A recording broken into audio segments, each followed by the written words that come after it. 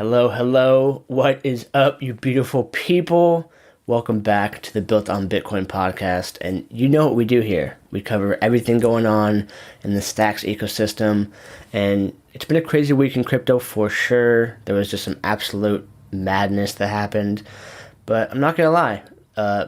I'm as bullish as ever on Stacks, especially because when something like this happens, it seems to be, I'm new to crypto, but people start to realize the actual strength of Bitcoin, and they kind of fade off some of those boomer coin narratives, and Stacks are just going to eat up a lot of that.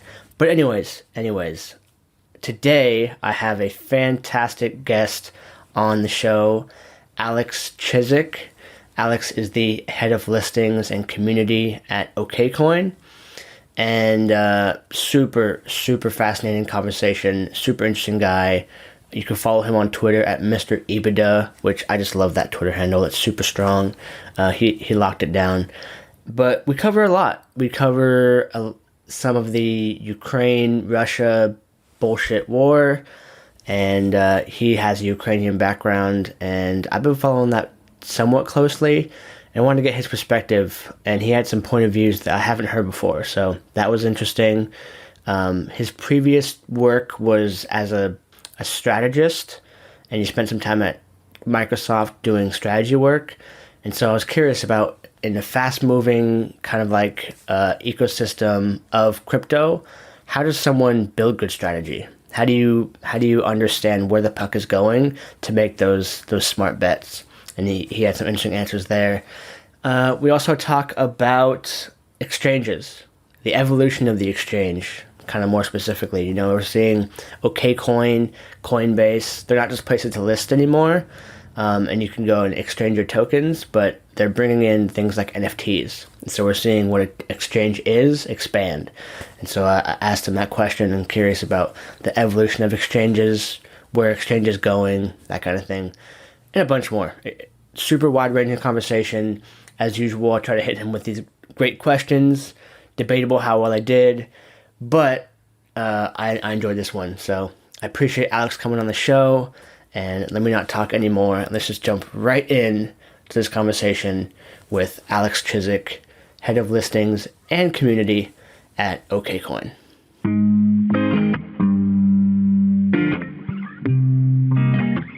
Welcome to Built on Bitcoin.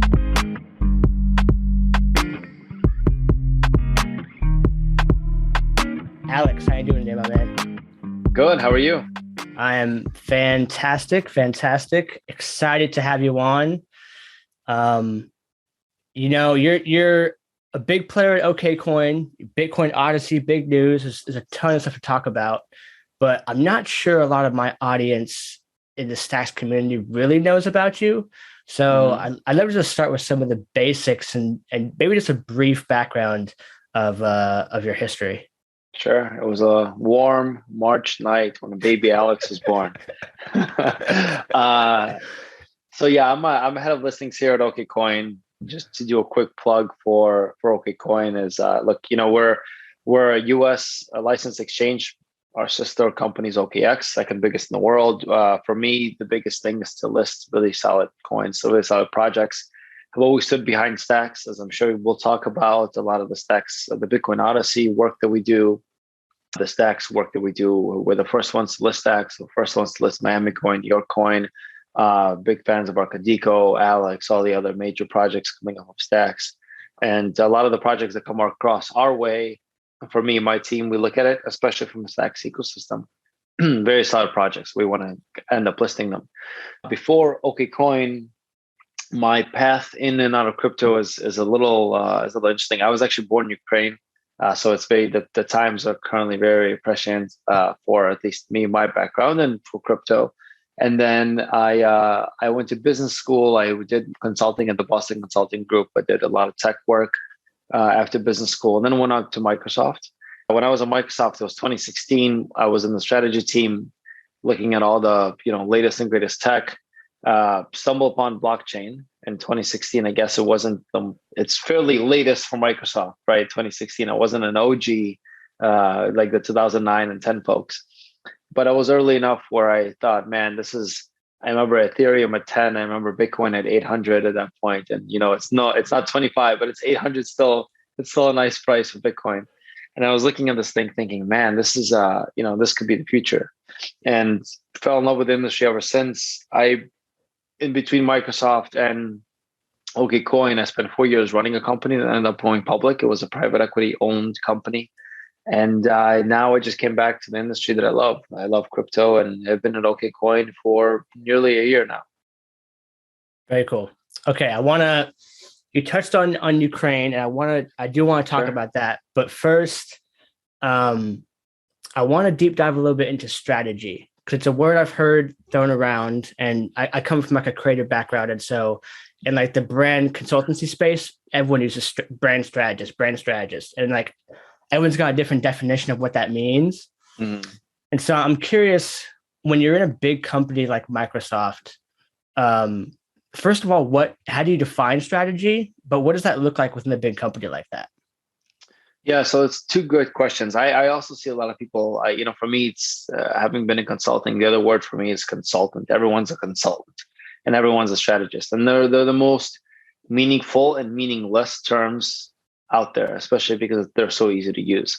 And so everyone throws around strategy, but I would argue that strategy fundamentally, at its core, if I would distill it to one thing, strategy fundamentally is you choose a certain path, and through that path, you necessarily choose not to do something else.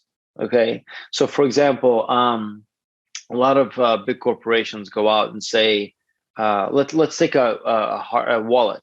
Okay. Let's say, or let's take an exchange, right? And the exchange can go out and say, our strategy is to be the top retail exchange out there, with also with institutional grade tools, so institutions can jump on board as well. It's not a strategy, either retail or your institution. So strategy basically says you have to have the guts to say, I believe in a certain path, which necessarily means that I'm going to actively choose not to do another good path, right? Because I'm choosing A over B. Everything else of how you get there and what you do is tactics. But many people land or end up in no man's land because they don't know how to say no to a good option. And you're just trying to, grab as much off the board. And when you're scattered, that's not a strategy. You literally end up in no man's land, right? It's like, good. Do you watch football? Are you a football guy? Not a lot. What's your sport?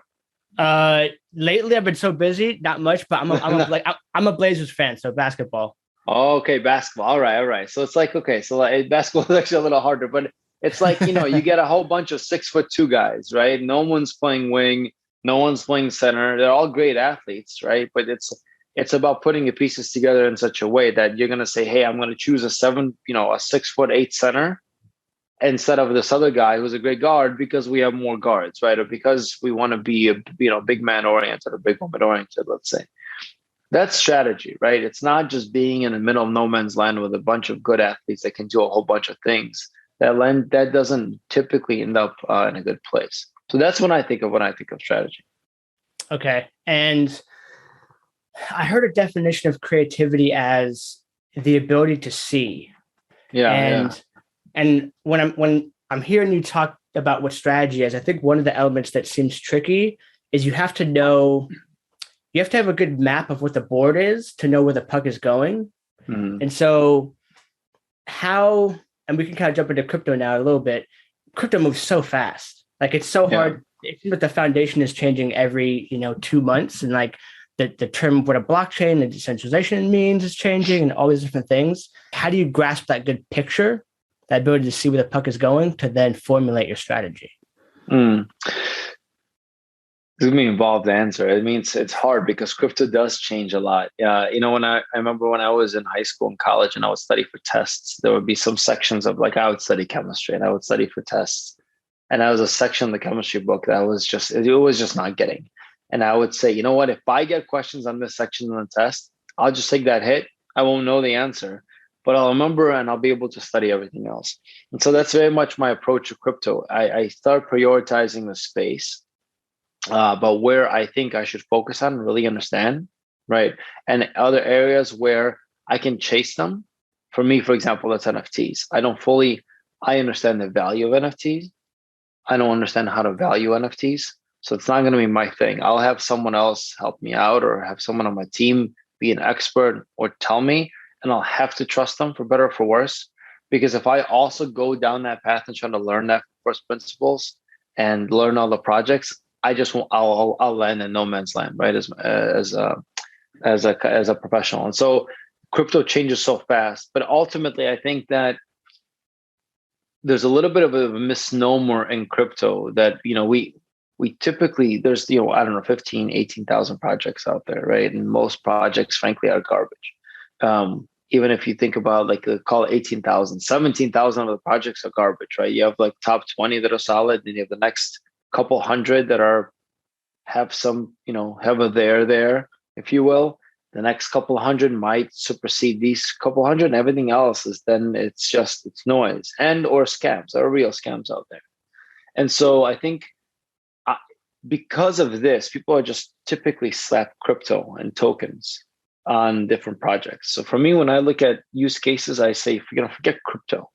Just tell me as a 5-year-old, what are you trying to solve, right? Is there a problem you're trying to solve as a project? Then does it actually need a token? Some people just put tokens just because it's easy to raise money. And, that's not going to be ultimately tradable. And that's not going to be ultimately valuable. And the worst thing I can do is put something that's not tradable or valuable on the exchange, because I think there's an implicit trust that the customers have for OkCoin or any exchange, right? Coinbase is a prime example of this. Coinbase got hit a while ago when they started listing a whole bunch of tokens. Even recently, 2 weeks ago, they came up with a list of 50 tokens that they're evaluating. One was like Student Coin, and there are other ones. And look, don't take my word for it. Just look at Twitter. People are just going out and there's a lot of grief that Coinbase is getting for some of the coins they put on there. And look, they might be great. They might not be. I don't know half of them. And good for Coinbase for finding diamonds in the rough. They think they're diamonds in the rough. I might think otherwise, but who am I to say? The market will ultimately decide. And my point is that you have to kind of pick and choose. So my perspective, I'm not as crypto native as some people out there that are kind of started in crypto, been fully in crypto. My experience has been drawn on maybe traditional industries. So I first come into it and I say, okay, forget crypto, forget tokens. What's the problem? What's the pain point? Right? Then I say, okay, well, does this actually need a token? If so, why does decentralization matter to solve this pain point? Right? I might need decentralization in infrastructure. So I'm a big fan, for example, of the Pocket Network. Okay, they're decentralized in Fura. They're completely obfuscating away the middle layer, right? They're building tools, dev tools for people to build on in a multi-chain world. I'm a fan of that because I see that as a need. I see Chainlink as a need, right? These tools that are going to Aave, Compound, traditional, very solid DeFi protocols. I don't know if I need ice cream cone coin, right? If buying ice cream cones, I need to have a coin for that. Probably not.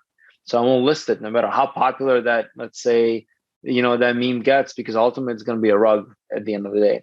And so there's a way to kind of think about these projects, I think, from first principles without being crypto native, because sometimes being crypto native blinds you.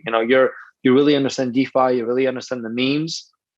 But then again, we have a lot of these protocols that, the founder leaves. Andre left Phantom. Look what's happening with Phantom. There's a lot of question marks, right?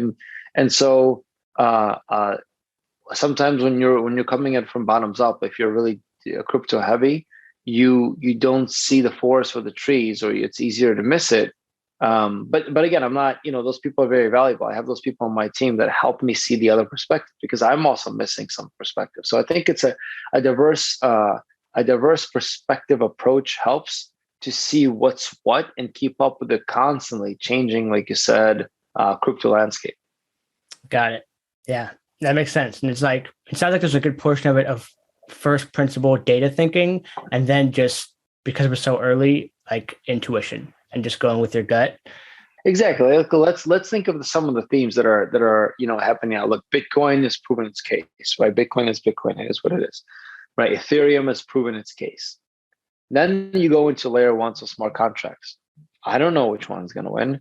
I don't know what use cases are going to be on the more centralized of the decentralized platforms like a Solana versus a more, let's say, decentralized layer one, like let's say an Avalanche, right? Both are fast, both are good, both have different pros and cons. I don't know which one's going to win. Both are solid projects. Then you start looking at themes. Okay, so you got your layer ones. Let's make some, let's list those, and I think those are good. And you obviously have NFTs, but there's tons of NFTs, tons of NFT marketplaces. Then you have GameFi or play to earn, right? Those are interesting themes that solve a problem. Instead of me paying to play, especially in the third world, I can get paid to play. Then it's, if we believe in this world of multiple chains, and I don't know who's going to win, we need picks and shovels, infrastructure, right? Solid infrastructure projects, I think is the next move. And this is where I took a bet, right? And with like Pocket, and I'm taking a bet on people building on top of Bitcoin with Stacks and with the Bitcoin Odyssey fund, because I think the market is looking the other way completely. Everyone's looking at this, your typical smart contract players. All the VCs are chasing it. Look at, like, if you talk to any new venture capitalist to crypto, okay, a big name that's new to crypto, they're all going to tell you, talk about Solana. Like, it became a hot thing with the VC. Solana. It's like a cool in club. Oh yeah, Solana. But they don't even understand what Solana does and why it's what it is. It just became a name. So it's the same, like we had the ICO FOMO in 2017 of retail just aping into random stuff. I see VCs aping into random stuff as well, especially people who don't understand crypto or are new. We're told Solana. Okay, so everybody talks about Solana. But hey, Solana is great, but what if Avalanche is better? What if Phantom is better? Who knows? What if Near is better?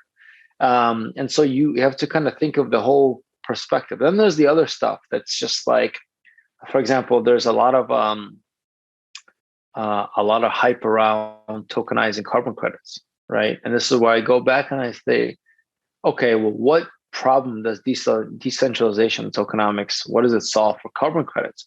Provenance on the chain, yeah, I could see that. That's good, right? That's more about transparency where the credit came from. Doesn't necessarily have to be decentralized.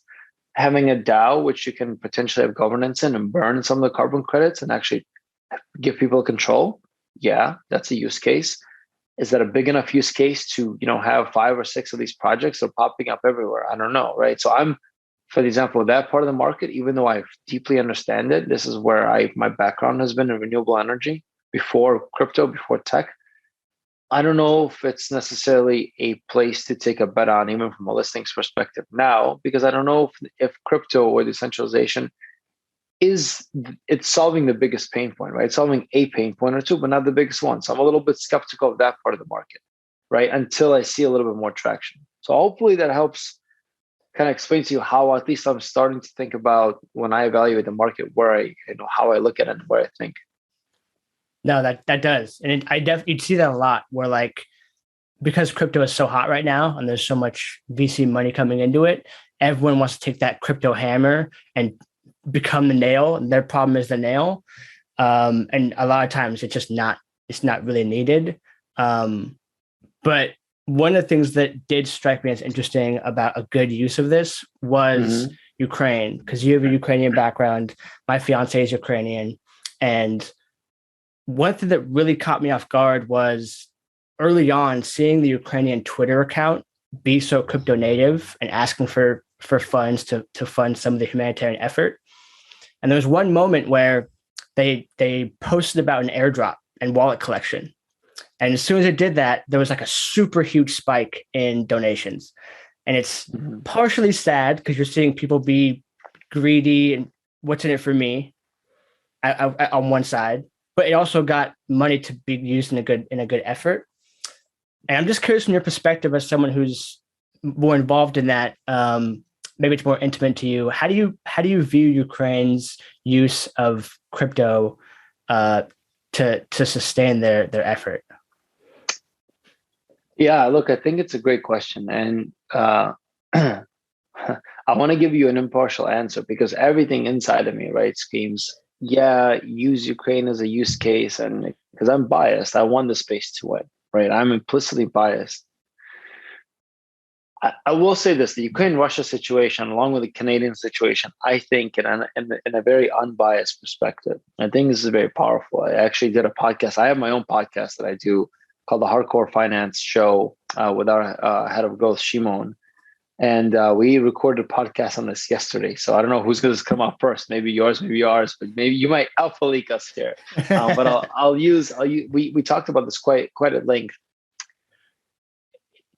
I think the whole Ukraine-Russia is going to be a major bull case for crypto for many reasons, right? It's terrible. The humanitarian crisis is terrible. The war is terrible.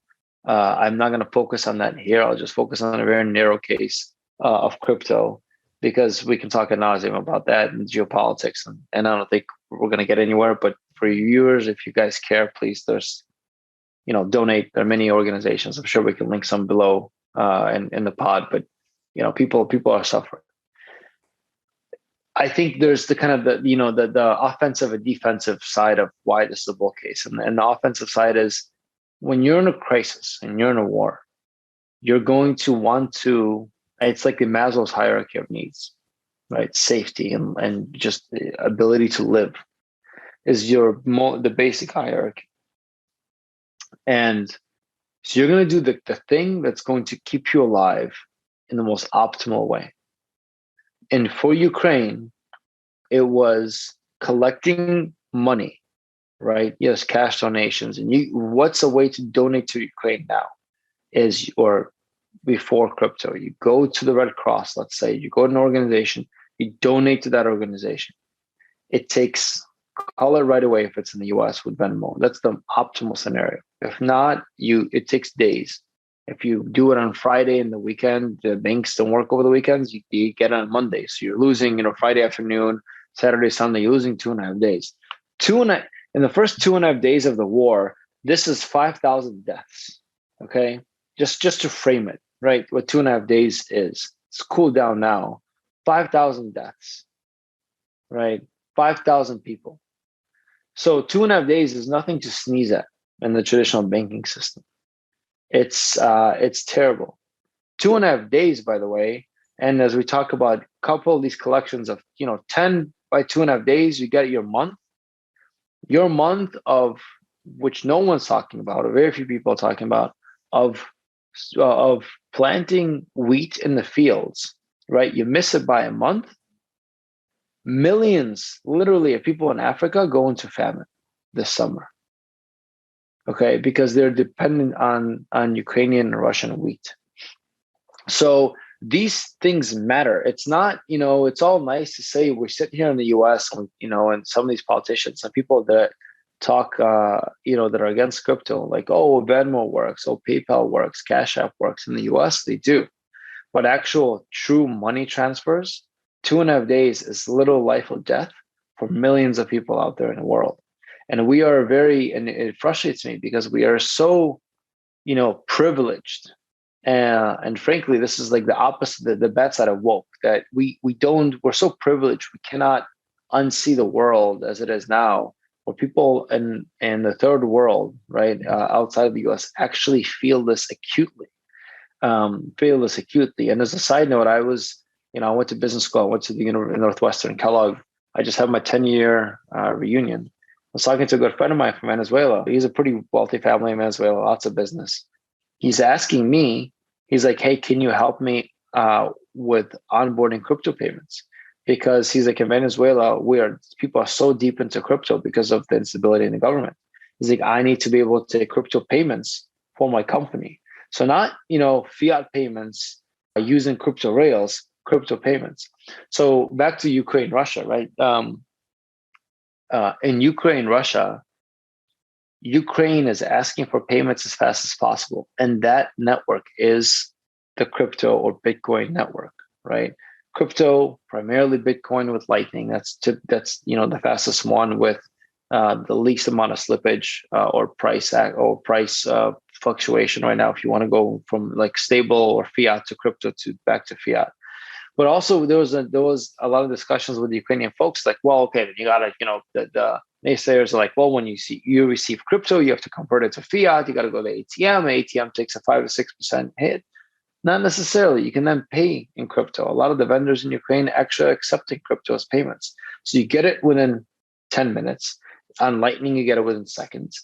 You use it, right, to buy stuff. That's the pro side. The con side is you have Russian oligarchs that are sanctioned, who's you're getting billions of dollars taken away from them. Not like, us. I get a couple million. If I get a couple million, I'm like, oh my God, a couple million, it's amazing. These guys have billions getting taken away from them, right? Your, $100 million yacht just got seized. They're going to want to find the best way of hiding their money. They're going to. It's just inevitable.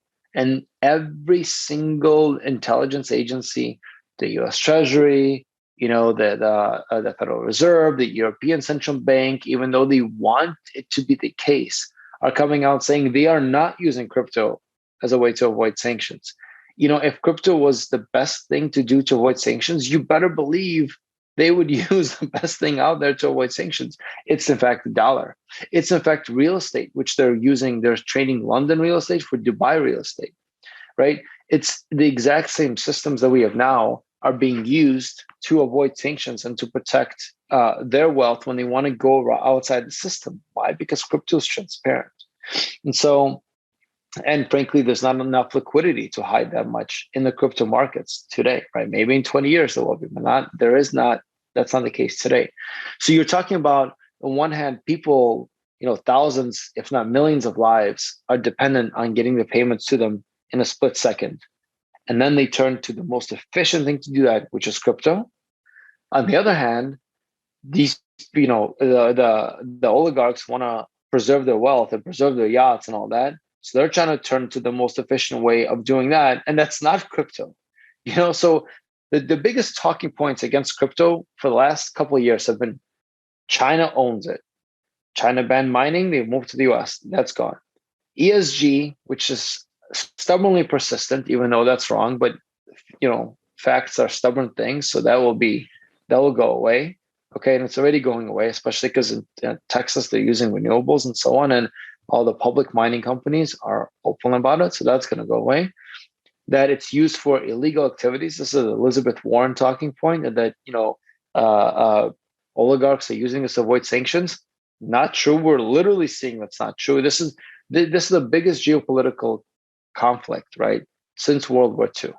It's not like it's some sort of little war somewhere that hurts people. And I'm not trying to diminish war, but is on a small scale. This is a nuclear power, essentially fighting with the West.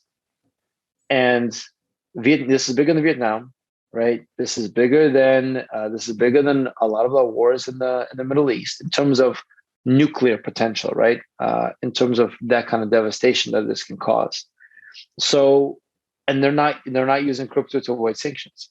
On the other side, whether the Ukrainians are using crypto to help people. So I don't see a more macro bull case when all the dust settles, right? And we look back on this, we're like, holy shit, everything that these crypto jerks told us that's going to happen is actually happening in the way they said it was going to happen. Now what, right? Like, it's like, now what's the use case against it? The FUD is going to be gone. And then when people figure this out and regulation comes, I think we need regulation in order to just ease the Wall Street markets and the Wall Street players. I think it's going to be a flood of money coming in. I talked a lot.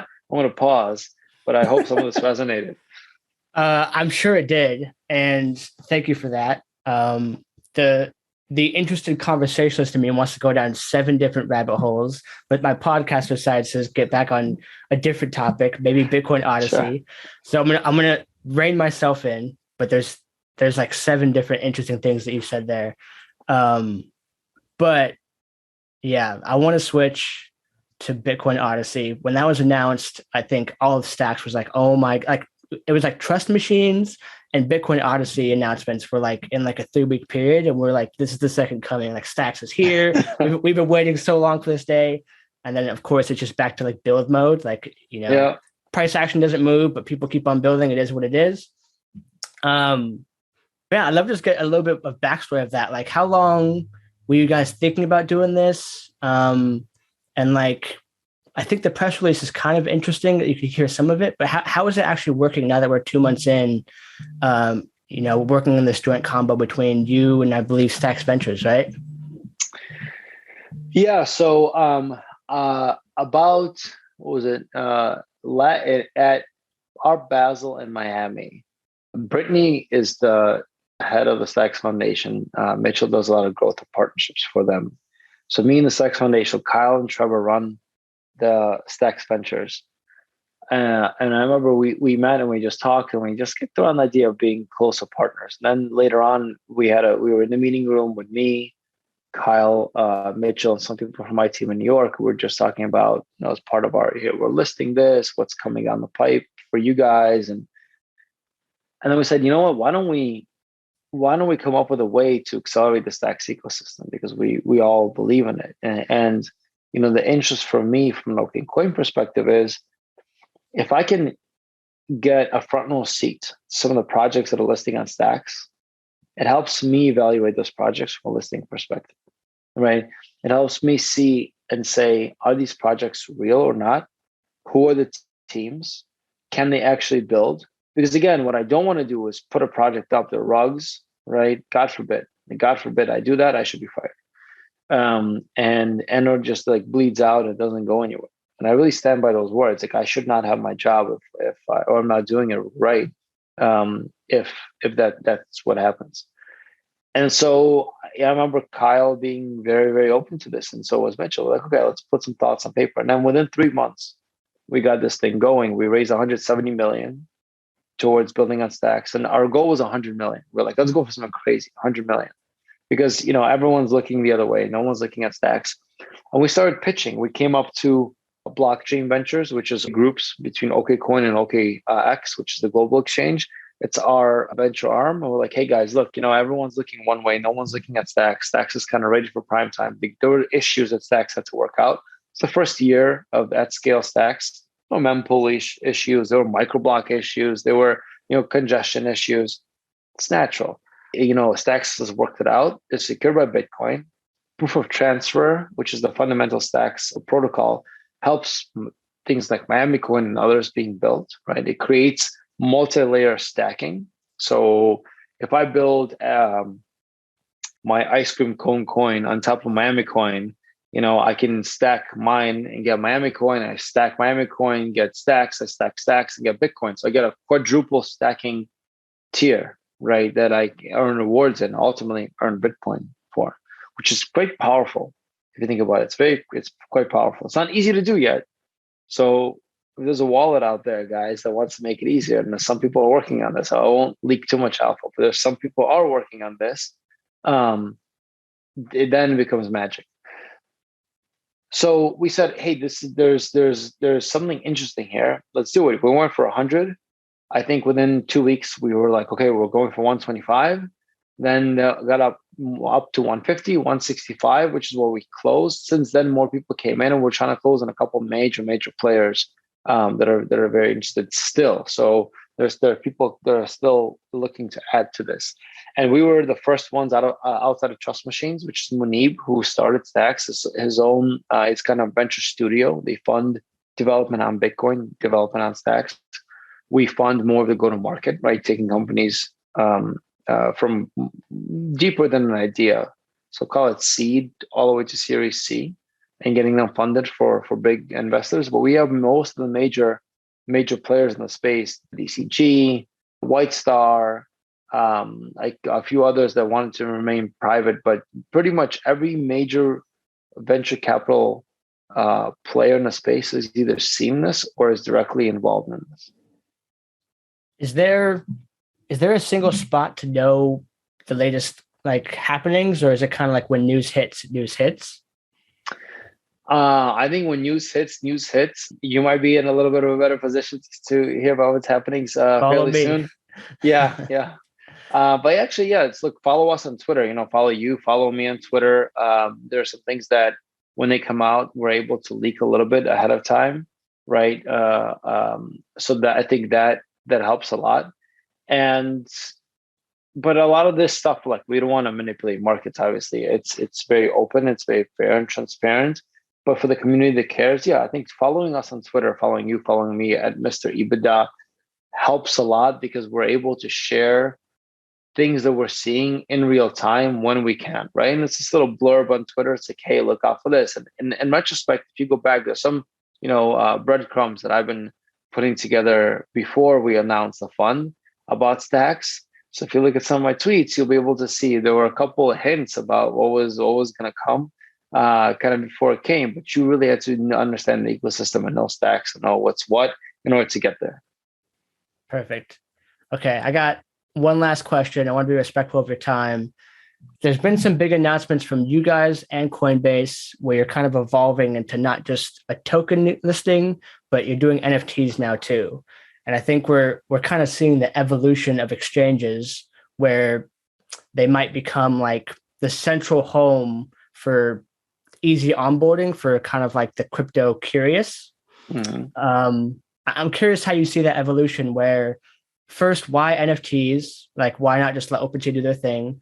But then in tandem with that, like, how do you see the evolution of exchanges going forward? Do you think that kind of hypothesis of like them being the first touch point for people who are like, I don't understand crypto, and someone just says, okay, cool, just go down this app and they can get you 90% there in one application. Do you see that being the role of exchanges going forward? For sure. Or wallets or trusted third parties. I think 5-10 years for sure, we're not going to talk about crypto anymore. It's like we talk about tech. What's a tech company? Before it was Google and Microsoft and Amazon, Facebook. It's like, is Amazon a tech company? No, they're a logistics company, right? It's like, I remember, 2012, 2013, let's go to tech, let's go to Uber. Now it's just like, it's Uber. It's a car share company that's built on tech.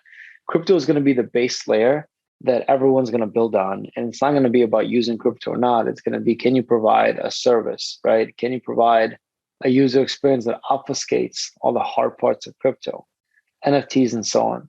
So look, Coinbase did an interesting thing. Coinbase is doing two interesting things, actually, in my mind. One is the NFT space, when they're making it kind of the Instagram of NFTs. It's not just buying and selling, it's commenting and showcasing. The other one is the institutional play where they're creating crypto as a service. So any you want to onboard, you want to do custodial, you want to accept payments, come to us as Coinbase and we'll take care of all that for you. Very powerful move, if I'm honest, right? Like, they're a competitor, but hats off to them. Because I think once you provide these services, it becomes very sticky. You don't want to leave once you're used to a certain UI, a flow, level of a service level. And product feature level. So, hey, I can do this, and this. I need to do at least those things at different exchange for me to be able to move over. Right. And so that's a segment of the market they're going after, but fairly, expensive. We're much cheaper than Coinbase in terms of our fees. Fees are a tenth of Coinbase's fees, if not more, depending on the tier you are within Coinbase. So it's just a different play in the market, but for sure in the future, it's going to be obfuscated about what this is. Crypto is hard to use. Private key, public key, transaction hash, 12 words versus my private key. What's the difference? How do I get in? What happens if I forget the 12 words? I need this. It's a lot, right? It's a lot. God forbid I misspell the address that it goes to. It's gone forever. Like, how many of us send a tiny transaction in the beginning just to make sure it gets there before you send the big transaction, right? It's like, yeah, exactly. All of us, right? Like, all of us do this. Why? Because God forbid we mistype the X in the middle, even if you're copying and pasting. What if you include a space and the wallet doesn't take over the space at the end, and it goes God knows where, and then it doesn't, transact right away, and you're freaking out looking at the chain explorer, like, oh, is it there? Is it not there? Is it there? Is it not there? Like, like we've all done this. This needs to go away. Like, your grandma is not going to go and, it's not going to go there as an 86-year-old and be like, oh, did I get the space right? They can't figure out how to unspam forward emails. This is like, let alone send things from crypto wallet to crypto wallet. So if we want to bring on the masses, we need to make it easier. And so exchanges need to do this. Wallets need to do this. Sooner or later, it will just be very, very easy, where a lot of it will be dummy proofed for people. It will check it on the back end, right? That's why things like Strike, Lightning, actually great. They're easy to use wallets or at least easier to use wallets where the company takes on a little bit more risk. And maybe that's the business model. You take on a little bit more risk, but your people are willing to pay for that out of the box. Like, hey, I'm going to send it to this person's address thinking. Perfect answer. I like that. I can also confirm OkCoin's fees are super low. I use you guys to dollar cost average my Bitcoin. It's been fantastic. Yeah. So thankful for that. That's all the questions I got for you. This has been excellent. Any last closing thought before we shut it down? Yeah, I mean, buy Bitcoin, use stacks. The future is coming. It's coming quickly. Don't worry about the price action. So many people now that it's still so early. Like every time I think, well, no, it can't be so early. It's still so early. So many smart people that I know, just like traditionally educated, highly educated MBAs, PhDs, top universities that are like, yeah, now I heard about this crypto thing. Before they were like, oh, crypto, what is that? Yeah, it's a joke. Now it's like, yeah, I've heard about it. I don't understand it at all. How do I even think about it? I'm a little skeptical, when you talk to them and they're like, oh, okay, I see. So there are a lot of people that are still completely on the fence. The one interesting macro experiment that we're going to have is this is a revolution of the small guy, so to speak, right? Of the person that's willing to take a risk. You don't need to be educated. You don't need to be a wealthy country. You just have to have conviction, right? And an open mind. And so very soon that's going to go away. Very soon Wall Street is going to come in fully. Very soon the corporates are going to come in. Is that in a year? Is that 3 years and 5 years? I don't know. But I think within 5 years, we're going to have the major players fully in. At that point, you don't have an edge anymore. You still have an edge now. So if you're skeptical, do yourself a life favor and just go and study Bitcoin for a little bit, right? Like go study it for a little bit. Because if you are right about being skeptical, you studied something, you became a little smarter. It's not really time lost. It's time spent educating yourself. That's never a bad choice. But if you're wrong about being skeptical and you miss the gigantic swing and move in value, it's akin to Microsoft. It's much bigger than Microsoft missing the cell phone revolution, right? It's akin to you saying, well, I don't believe in this thing called the car, so I'll just keep on riding my horse 20 years after, Ford came up with the automobile. You're just willfully decreasing your position, right? Or decreasing your and your family's ability to preserve your purchasing power. And that's a scary thought, right? That's a scary thought. It just takes 5%, 1 to 2 to 3 to 5% allocation. And this thing, in case it hits, and I can't guarantee anything, we don't know, but everything that I know and everything that I've seen and everything we talked about, especially Ukraine, Russia, if that's not a catalyst for using crypto, I don't know what is. That's it. Those are my thoughts. Buy Bitcoin. Hold it. The people listening to this podcast get it, but I think rehearing it makes you realize, like, if the people you care about, if you really love them, you got to do what you can to get them to hopefully just, put $20 into OkCoin, and just having that $20, it makes you it feels more tangible. You can watch it go up and down. You start reading news articles, and all these little things make you go, okay, what the hell is money? Like, what is a payment rail, or all these different things, or the credit debt system? Like, you would never ask those questions before. And now, just because you put that $20 in, I've had tons of people who are like, yeah, I'm curious about ApeCoin. I'm like, well, I don't know about ApeCoin, man, but I'm glad you're putting at least $20 to Coinbase and you're asking these questions, Yeah. Like, that's how you go down the rabbit hole. So yeah, I think that is a fantastic way to end it. Alex, sure. Mr. EBITDA, super strong name on Twitter. Where can people find you if they want to learn more? Yeah, look, OkCoin, Alex at Chizhik at OkCoin. You guys want to email me, and then at Mr. EBITDA, EBITDA at Mr. EBITDA on Twitter. Perfect. All right, thank you, my friend, for taking the time. This has been fantastic. Thank you.